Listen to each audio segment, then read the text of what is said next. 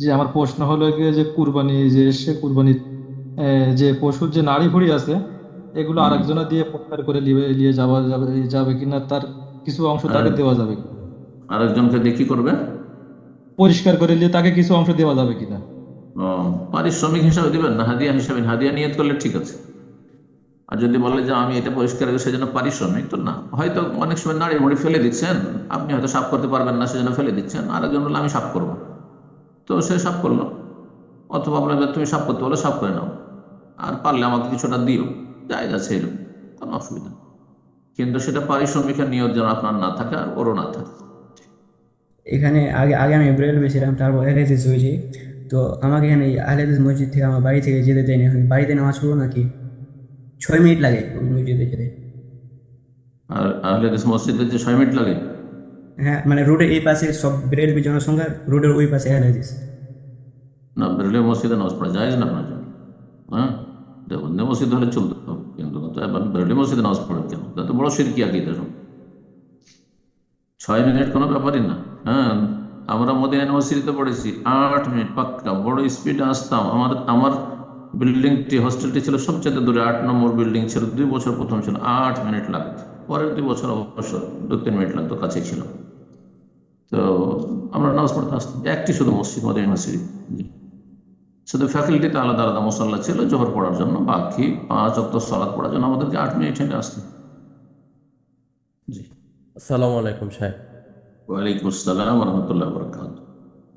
সাহেব, আমি ঢাকা থেকে বলছিলাম। আমি যে বিষয়টা জানতে চাচ্ছি সেটা হলো, আমাদের এই হানাফি সমাজে, যে দেওবন্দি সমাজে আমি সিরাতের গুরুত্বটা কম দেখেছি। যার কারণে মানে এছাড়া আহলে হাদিস সমাজেও সিরাতের যে গুরুত্ব সেটা কম দেখেছি। যারা আহলে হাদিস ফলো করে অথবা শায়েকরাও এই ব্যাপারে কম বলে। তো এই ব্যাপারে আমি আপনার মতামত জানতে চাচ্ছি। সিরাত মানে সিরাতুন নবী, নবী সাল্লাল্লাহু জীবনী জি বলছেন? জি জি জি সাহেব। আমি সালাফি, আমি আহলুল হাদিস, আমি 110টি আলোচনা করেছি পর্ব সিরাতুন নবীর। আর কি লাগে আপনার? জি, কিন্তু আমাদের সিরাত দেশে যেমন সালাফি যারা অনুসারী তাদের যত যে হয়, একজন একজন করলে বাকিদের পক্ষ থেকে আদায় হয়ে যায়। তারপরে সিরাতুন নবীতে অনেকগুলি কিতাব, সব আহলে হাদিস ওলামার অধিকাংশ লিখেছেন, কিছু দেওবন্দি ওলামারও লিখেছেন। সিরাতুন নবীর সবচেয়ে প্রসিদ্ধ কিতাব রাহিকুল মখতুম, সেটি আহলে হাদিস আলেম আমার ওস্তাদ শেখ মোবারক পুরী রাহিমাহুল্লাহ তাআলা। সিরাতুন নবীর কিতাব আপনার মাওলানা আকরাম খান রয়েছে। সিরাতুন নবী ডক্টর আসাদুল হক গালেব রয়েছে। সিরাতুন নবী আরও অনেকে রয়েছে, অধিকাংশ আহলে হাদিস ওলামা দেওবন্দি ওলামাদের সিরাতুন নবী রয়েছে। জি। রহমতুল্লিল আলমিন নামে একটি কিতাব রয়েছে। আরও আরবি ভাষা মেলা কিতাব রয়েছে। কথা বুঝতে পেরেছেন? তো সিরাতুন নবীর আলোচনা মানে এই বিদাতিদের মতো, বেরলবিদের মতো যখন তখন শুধু ইয়া নবী সালাম আলাইকা সিরাতুন নবী না, সিরাতুন নবী না, এই নবীকে নিয়ে খেল তামাশা করা, নবীর নামের দোহাই দিয়ে দুনিয়া উপার্জন করা, নবীর নামে মিলাদ করা কোথায় আছে? যখন তখন সিরাতুন নবী, মিলাদুন নবী, আর নবীর নাম ভেঙে দুনিয়া উপার্জন করা। না, এর জন্য নবী সাল্লাম না, নবী সাল্লাহ সাল্লামকে আল্লাহ এই জন্য পাঠিয়েছেন, ওমা আরসালনা রাসূলা ইল্লা লিইউতা'a বিইذنিল্লাহ। আল্লাহর হুকুম হচ্ছে তার আনুগত্য করা হবে, তার আনুগত্য ফরজ। ওমান ইউতি'র রাসূল ফাকাদ আতা আল্লাহ, যে রাসূলকে মানলো সে আল্লাহকে মানলো। বলে ইন কুনতুম তুহিব্বুনাল্লাহ ফাত্তাবি'উনি ইউহিব্বুকুমুল্লাহ। বলে দাও হে নবী যে তোমরা যদি সত্যি আল্লাহকে ভালোবাসো, তার দলিল প্রমাণ হচ্ছে ফাত্তাবি'উনি, নবী সাল্লাল্লাহু আলাইহি অনুসরণ, নবীর পথের পথিক হও, নবীর অনুসারী হও। কথা বোঝা গেছে? তো নবী সাল্লাল্লাহু আলাইহি ওয়াসাল্লামের সুন্নাতের অনুসরণ হচ্ছে মূল, নবী সাল্লাল্লাহু আলাইহি ওয়াসাল্লামের সিরাত চর্চা করা। এবং তার জন্য আলহামদুলিল্লাহ ওলামাদের লিখনই রয়েছে, বক্তব্য রয়েছে। তবে যখন তখন আলোচনা হইতে হবে। তবে প্রত্যেকটি বিষয়ে আলোচনা আরও বেশি প্রয়োজন রয়েছে। আপনার কথা এতটুকু ঠিক যে সিরাতুন নবীর আলোচনা যতই করবেন তত কম। হ্যাঁ, তার চাইতে কম আলোচনা আমাদের সমাজে হাদিস হাদিস চর্চা করা, হাদিসের আলোচনা নেই। হাদিসের আলোচনা করা, হাদিসের সহিহ জয়ীফের আলোচনা নেই, যার ফলে হাদিসের সহিহ জয়ীফ মানুষ বুঝে না। বুঝতে পেরেছেন? তো দিনের আলোচনা, দিনের আলেম আলমাদের সংখ্যা আরও বাড়ানোর প্রয়োজন রয়েছে। আল্লাহ তৌফিক দান। জি, জাযাকুমুল্লাহ বারাকাল্লাহ ফিক। যে আমার প্রশ্ন হচ্ছে, এইখানে আমরা তারাবিতে শেষে দীর্ঘদিন প্রায় 4-5 দিন আমাদের এখানে তারাবি যিনি নামাজ পড়াইছেন উনি কিতাব দেখে, কিতাবুল কোরআন দেখে পড়াইছেন, কিন্তু পিছে কোরআন অনেক দেখে? খাতির ছিল।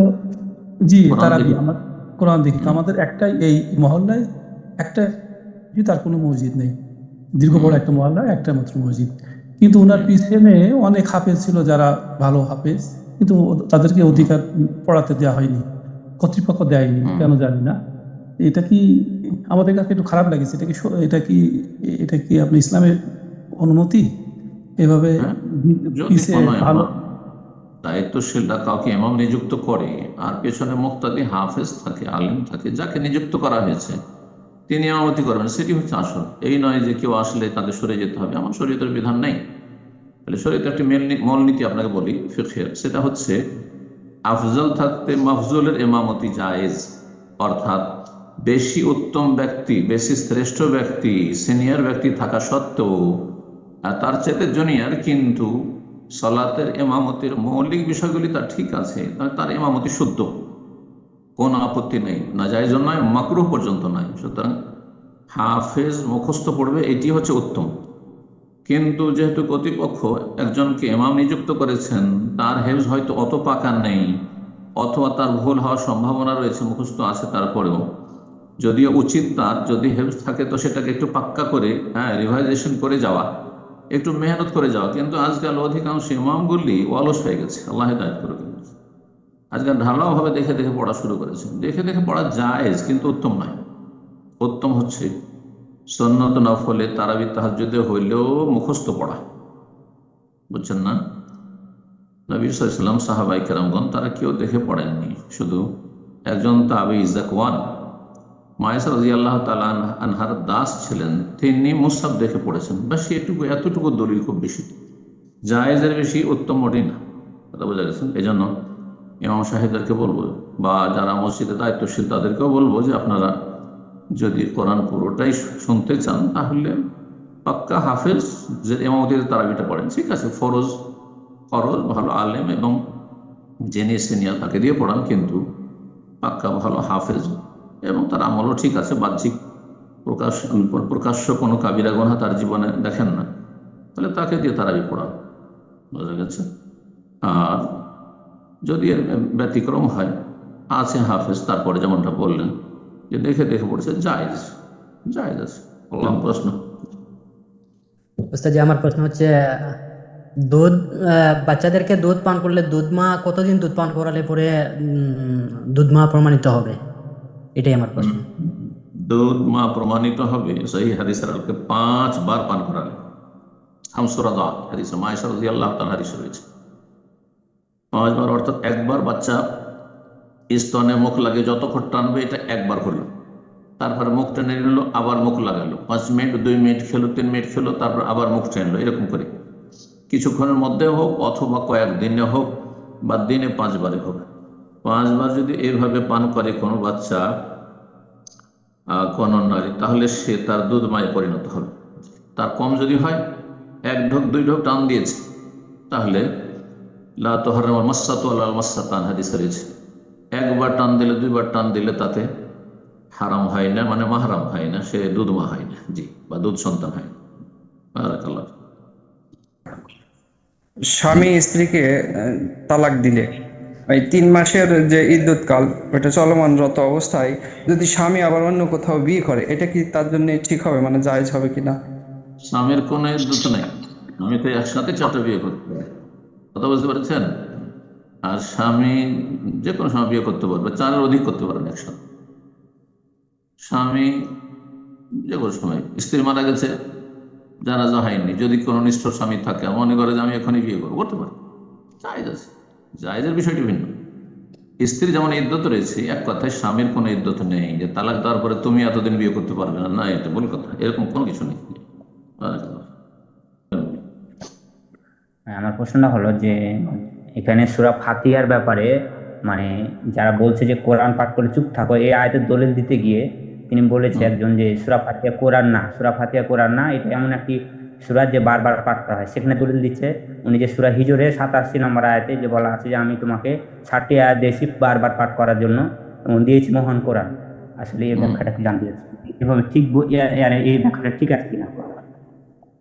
যদি কেউ বলে থাকে যে ওয়াইজা কোরিয়াল কোরআন ও ফাসনু কোরআন পাঠ হবে তখন মনোযোগী হয়ে শোনো আর চুপ থাকো, হ্যাঁ, আর সূরা ফাতিহা পড়তে হবে আমার পিছনে, সেই জন্য সূরা ফাতিহা কোরআন থেকে বের করে দিবেন, এই ব্যাখ্যা কেউ করে তো ভুল করেছে। হ্যাঁ, যদিও সে নিজেকে আহলে হাদিস বলুক, ভুল কথা বলেছে, সে বিভ্রান্ত সে। মোটে সূরা ফাতিহা কোরআনের প্রথম অংশ, এর উপরে ইজমা হয়ে গেছে, ইজমা হয়ে গেছে, কথা বোঝা গেছে। কোরআন এই কোনো ইখতলাফ নেই। আর বিসমিল্লাহ নিয়ে ইখতলাফ হয়েছে যে বিসমিল্লাহ কোরআন কারীমের অংশ কিনা। সূরা নামলের অংশ, এতে একমত, কারণ সূরা নামলে সূরার ভিতরে ইন্নাহু মিন সুলাইমান ওয়া ইন্নাহু বিসমিল্লাহির রহমানির রহিম, কিন্তু বাকি প্রতিটি সূরার আগে যে বিসমিল্লাহ, এটা কোরআনের অংশ না কোরআনের অংশ নয়। আর বিসমিল্লাহ সূরা ফাতিহার অংশ কি অংশ নয়, সেটা প্রথম আয়াত না, সেটা বাদ দিয়ে আলহামদুলিল্লাহ প্রথম আয়াত, এগুলো ইখতলাফ হয়েছে, কথা বোঝা গেছে। আজব কথা, এটা আজব আজব মুফতি ফতোয়া দিয়েছে যে সূরা ফাতিহা কোরআন অংশ নয়, ভুল কথা। তবে এখানে আম আর খাস রয়েছে। আল্লাহ বলছেন যখন কোরআন তেলাওয়াত হবে তখন তোমরা মনোযোগী শোনার, চুপ থাকো, এটি আল্লাহ রাব্বুল আম নির্দেশ, সাধারণ হুকুম। আর খাস হুকুম হচ্ছে যে লা সালাতা লিমান লাম ইয়াকরা বিফাতিহাতিল কিতাব, সূরা ফাতিহা ছাড়া সালাত হয় না, সুতরাং সূরা ফাতিহা পড়ো। যেমন জুমার খুতবা চলাকালীন সালাত চলবে না, জুমার খুতবা শোনা ওয়াজিব। এখন এই যুক্তি কেউ যদি পেশ করে যে জুমার খুতবা শোনা ওয়াজিব আর আপনার তাহিয়াতুল মসজিদ সুন্নাত, আপনি ওয়াজিব ছেড়ে দিয়ে সুন্নাত করবেন, তখন বলবো যে জুমার খুতবা শোনা ওয়াজিব যে আগে এই সুন্নাত আদায় করে নিয়েছে। আর যে ব্যক্তি বাইরে থেকে এখন আসছে তার জন্য গুরুত্বপূর্ণ এখানে হচ্ছে যে আগে তুমি তাহিয়াতুল মসজিদ পড়ো, তারপরে খুতবা শোনার যোগ্যতা লাভ করবে। নবী সাল্লাল্লাহু আলাইহি ওয়াসাল্লাম, এক লোক বসে গিয়েছে সুন্নাত ছেড়ে, যদি আপনি এই যুক্তি পেশ করেন, বসে গেছে, জুমার খুতবা চলছে, বলছেন সাল্লাইতু রাকাতাইন, 2 রাকাত সালাত পড়েছো তাহিয়াতুল মসজিদ, বলছেন না পড়িনি, বললেন আগামীতে এমনটা করিও না, এই কথা বলে ছেড়ে দিলেন। বলছে কোম ফাসাল্লি রাকাতাইন, কোম ফারকা রাকাতাইন, উঠো 2 রাকাত পড়ো, তারপরে বসো, তারপরে এই শোনো, খুতবা শোনো, কথা বোঝা ঠিক হয়ে গেল। আমার খাস উসুল ফিকহের কায়দা রয়েছে, কোন একটা হুকুম আল্লাহ রাব্বুল আলামিন অথবা রাসূলুল্লাহ সাল্লাল্লাহু আলাইহি ওয়াসাল্লামের আম হুকুম, সাধারণ হুকুম, আর বিশেষ একটা হুকুম হচ্ছে বিশেষ শ্রেণীর মানুষের জন্য বা বিশেষ অবস্থার জন্য। তো বিশেষ অবস্থা হচ্ছে যখন ইমামের পিছনে থাকে, একাকী হইলে সূরা ফাতিহা পড়বে, তারপরে ইমাম হইলেও পড়বে, ঠিক আছে, ওখানে নিজেই পড়ছে, কিন্তু ইমামের পিছনে হইলেও ইমাম সাহেব পড়ছেন জেহরি সালাত, উচ্চ স্বরে, এখন পেছনে আপনি কি করবেন? এই ক্ষেত্রে ইখতিলাফ, একদল বলছেন না শোনেন, এই ক্ষেত্রে পড়বেন না, জেহরিতে পড়বেন না, সিরিতে পড়বেন, এটা অধিকাংশ উলামাদের মত। কিন্তু ইমাম শাফি, ইমাম বুখারী, আহলে হাদিস অধিকাংশরা বলছেন যে না, এই ক্ষেত্রে এটি হচ্ছে খাস হুকুম, যে এখানে মুক্তাদি পেছনে সূরা ফাতিহা পড়ে নেবেন, তারপরে শুনবেন, আল্লাহ বলেন। জি সাহেব, আমার প্রশ্নটা হচ্ছে জাকাতের ব্যাপার, যে আমরা ধান যে চাষ করা হয়, ধান যখন মাঠ থেকে তুলে নিয়ে চলে আসা হবে, এর জাকাতটা কীরকম? মানে সঙ্গে সঙ্গে কি জাকাতটা দিয়ে দিতে হবে, না এটা থাকবে মানে বছরের পর তারপর এর জাকাত বার করতে হবে? এটা একটু বললে উপকৃত হতাম। টাকা পয়সার জাকাতের ক্ষেত্রে বছর পুরা হইতে হবে, ব্যবসায়ী সামগ্রীতে বছর পুরা হইতে হবে, কথা বুঝতে পেরেছেন? স্বর্ণ চাঁদি থাকলে তাতে বছর পুরা হইতে হবে, কিন্তু খাদ্যদ্রব্য, ফল মূল, খেজুর, কিশমিশ অথবা আপনার খাদ্যদ্রব্য ধান, গম, এগুলোর ক্ষেত্রে আল্লাহ সূরা আনায় বলছেন ওয়া আতু হাক্কাহু ইয়াওমা হাসাদিহি, এর হক দিয়ে দাও, খাদ্যদ্রব্যের জাকাত দিয়ে দাও, ইয়াওমা হাসাদিহি, কেটে মেরে নিয়ে আসার দিনেই, যেদিন কেটে মেরে নিয়ে আসবেন উঠিয়ে, সেই দিনই আগে ওসর বের করে দেবেন, ওসর জাকাত বের করে দেবেন, তারপরে তখন ঘরে উঠাবেন। রব্বুল আলামিন বলছে, কোরআনের হুকুম এটি। আমার প্রশ্নটি হলো, আমরা অনেকেই যে ফ্রি ভিসায় আসি সৌদি আরব, ফ্রি ভিসায় আসি, যে আমার কফিল থাকে অন্য জায়গায়, আমি কাজ করি আরেক জায়গায়, কফিল অনুমতি দিয়ে রাখছে। তারপরে আরেকটি বিষয় হচ্ছে যে আমি একটা ছোট একটা দোকানে কাজ করি কফিলের আন্ডারে, কিন্তু কাজের শেষে কফিলের অনুমতিতে আমি অন্য জায়গায় আবার একটু কাজ করি মাঝে মাঝে। তো এই রিজিক, এটা কি হালাল নাকি বৈধ নাকি বৈধ না, বা এই ইনকাম কি হালাল কি হালাল না? প্রথম কথা, লা তাসালু আন আশিয়ান তুবদা লাকুম তাসুকুম, আল্লাহ কোরআন বলছেন এমন কিছু বিষয় সম্পর্কে বেশি বেশি জিজ্ঞাসা করো না, তার উত্তর চলে আসলে তোমাদের হয়তো মেনে নিতে কষ্ট হবে, পালন করতে কষ্ট হবে, মুশকিল। ফ্রি ভিসা বলে কোনো ভিসা নেই, বাস্তবে আইনে কোনো দেশে ফ্রি ভিসা যে নিয়ে এসে ছেড়ে দেবে, ফ্রি ভিসা বলে কোনো ভিসা নেই। এটা ভিতর ভিতর আইন বিরোধী চুক্তি আপনার মালিকের সাথে, যিনি কফালার হারাম খাচ্ছেন, যে তুমি আমাকে 500 টাকা মাসে দিয়ে দিও আর তুমি যেখানে ইচ্ছা সেখানে কাজ করবে। এটা আইনত দণ্ডনীয়। আপনার কফিল অপরাধী, আপনি অপরাধী। কথা বোঝা গেছে? সুতরাং এই কাজটি জায়েজ নয়। আপনার কফিলের জন্য জায়েজ না, আপনার জন্য জায়েজ না। আর তারপরে তখন কোনো কিছু হয়ে গেলে ধরা খেলে তখন আপনার কফিলকে মিথ্যা কথা বলতে হবে, আপনাকে মিথ্যা কথা বলতে হবে। সমস্ত কিছু জায়েজ নয়। আল্লাহ হেফাজত করুন। জি, বারাকাল্লাহ ফিক। তবে উনি কাজের জন্য নিয়ে এসেছেন, ওর কাছে কাজ ছিল, আপাতত কাজ নাই। যদি আইন অনুমতি দেয় যে কাগজপত্র করে অন্য কোনো কোম্পানির সাথে কন্ট্যাক্ট করে আপনাকে দেবে সাপ্লাই, সেটা জায়েজ হতে পারে, সেটা জায়েজ। জি, যেমন সাপ্লাই কোম্পানিগুলো নিয়ে আসছে, তাদের কাছে কাজের ব্যবস্থা নেই, কিন্তু তারা নিয়ে আসছে, সরকার তাদেরকে অ্যালাউ করেছে, হয়তো 500,000 লোক নিয়ে আসছে। আর বিভিন্ন কোম্পানি তারা কাগজপত্র করে যে কন্ট্রাক্টের উপরে যত টাকা করে তারা নেবে পার ঘন্টা, তারপর তখন আপনার কর্মচারীকে বেতন দিচ্ছে। আপনার কফিলের ফরজ, আপনাকে নিয়ে এসছে কাজ দেওয়া তার ফরজ, আপনার বেতন দেওয়া ফরজ, আপনার বাসস্থান চুক্তি থাকে বাসস্থান দেওয়া ফরজ, আপনার ছুটির টিকিট যাতায়াত 1 বছর না 2 বছরে সে চুক্তি করে থাকে সেটা দেওয়া ফরজ। আর এইভাবে ফ্রি ভিসা বলে কোনো ভিসা নেই। বারাকাল্লাহ ফিক। আল্লাহ বেঁচে থাকার তৌফিক দান করুন শরীয়ত বিরোধী কাজ থেকে এবং আইন বিরোধী কাজ থেকে। প্রশ্ন? আমার প্রশ্ন হচ্ছে, শায়েখ, আমি গার্মেন্টসে চাকরি করি, তো আমাদের এই জায়গার যে হুজুর, উনি ওই যে সুন্নি আকীদার মাদার পূজার আকীদার হুজুর। এখন উনি আমাদের জি এখন উনি যে আমাদের উনি আমাদের যে সলাত আদায় করায় এবং ওনার যে আকীদা, এবং উনি বিশ্বাস করে নবী গায়েব জানেন, নবী হাজির নাজির, আল্লাহ সব জায়গায় আছেন, এবং এটা হচ্ছে আমাদের অফিসের ইমাম, উনি এই আকীদা পোষণ করেন। এবং আমি যে বাসায় থাকি, আমার বাসার পাশে যেই মসজিদ আছে, ওই মসজিদে হানাফি আকীদার, কিন্তু ওনার যে মাঝে মাঝে জুমার খুতবা শুনি আমি, তাতে বোঝা যায় যে উনি যে অনেক সময় যে পীর মুরিদের কাহিনী বলে বা বলে যে একটা পুকুরের মধ্যে সুই পড়ে গেছে, ওনার এমন কারামত আছে, তারপরে উনি খুঁজা পাইছে, এই কেমন একটা শিরকি পর্যায়ের কি এমন একটা গায়েবী পর্যায়ের আলোচনা করে। এখন এই সব আলিমের পিছনে কি আমি সলাত আদায় করতে পারবো, নাকি আমি ঘরে সলাত আদায় করবো? একটু আমাকে যাদের আকীদায় বড় শিরক কুফর রয়েছে তাদের পিছনে সালাত পড়া যায় না, তাদের নাম যাই হোক না কেন। যে বলে নবী আলিমুল গায়ব, আল্লাহর সাথে শরীক করে দিল, আল্লাহর ইলমুল গায়ব, হাজির নাজির, আল্লাহ রাব্বুল আলামিন তার জ্ঞানের ইলমের দিক থেকে হাজির, ক্ষমতার দিক থেকে হাজির, আল্লাহ সত্যগতভাবে 7 আকাশের ওপরে আরো হাজির।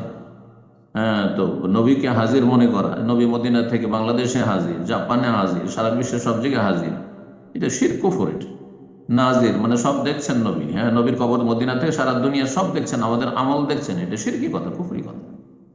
কথা বোঝা গেছে? তারপর আল্লাহ ছাড়া অন্যকে ডাকা ইত্যাদি বড় শিরকি। এদের পিছনে সালাত পড়া যায় না, একা সালাত পড়তে হবে এবং এরকম জায়গাতে হিজরত করতে হবে। এরকম জায়গায় বসবাস করা স্থায়ী জায়েজ না। হিজরত একই দেশের মধ্যে এক এলাকাতে আর এক এলাকায় করতে হবে।